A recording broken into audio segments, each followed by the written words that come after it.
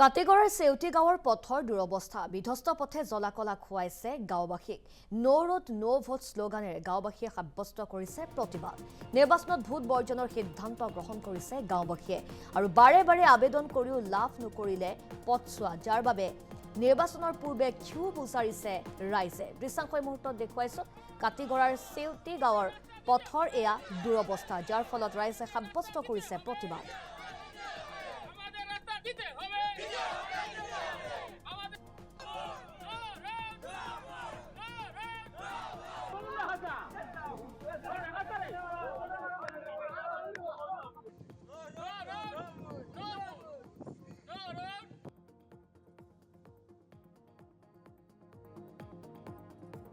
বিধানসভা নির্বাচনে আমরা কাটিগড়া সমষ্টির 230 নম্বর বুথ সেন্টারে বুথ বয়কট করার সিদ্ধান্ত নিয়েছি।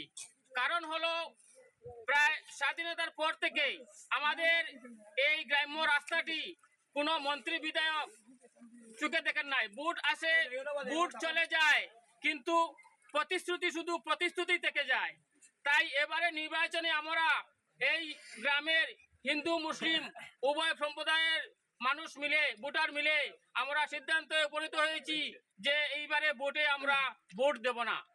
তাই সাংবাদিক বন্ধুদের কাছে আমাদের অনুরোধ, এই আমাদের এই আরসি মুখ্যমন্ত্রী তক যাতে পৌঁছে সেই জন্য তাদের কাছে অনুরোধ জানিয়ে নমস্কার। এই বছর আমরা করছি যে এবার ভোট আইছে, ঠিক আছে, আমরা কত এমএলএ আইসন গেছেন, ঠিক আছে, কিন্তু আমরা রাস্তাটা কোনো মতন হয় না। আমরা বাচ্চারা স্কুলেও যাইতে পারে না, কোনো একটা মানুষ যদি অসুস্থ হয় গাড়ি যাইতে পারে না। এবছর আমরা মনস্থ করছি যে এবার আমরা ভোট দিতাম না।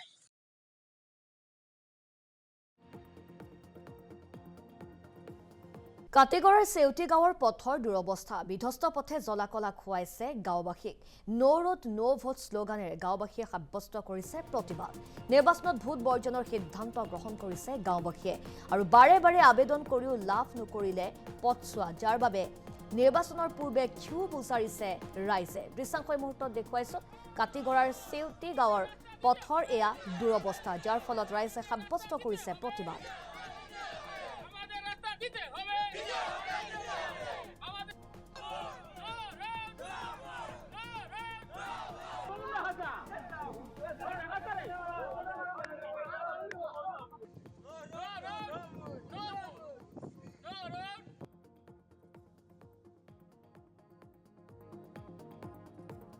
বিধানসভা নির্বাচনে আমরা কাটিগড়া সমষ্টির 230 নম্বর বুথ সেন্টারে বুথ বয়কট করার সিদ্ধান্ত নিয়েছি।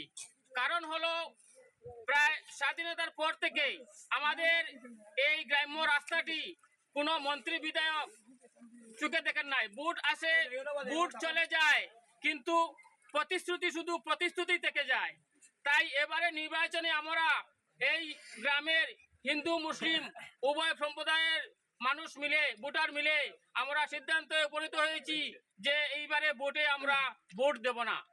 তাই সাংবাদিক বন্ধুদের কাছে আমাদের অনুরোধ, এই আমাদের এই আরসি মুখ্যমন্ত্রী তক যাতে পৌঁছে সেই জন্য তাদের কাছে অনুরোধ জানিয়ে নমস্কার। এই বছর আমরা করছি যে এবার ভোট আইছে, ঠিক আছে, আমরা কত এমএলএ আইসন গেছেন, ঠিক আছে, কিন্তু আমরা রাস্তাটা কোনো মতন হয় না।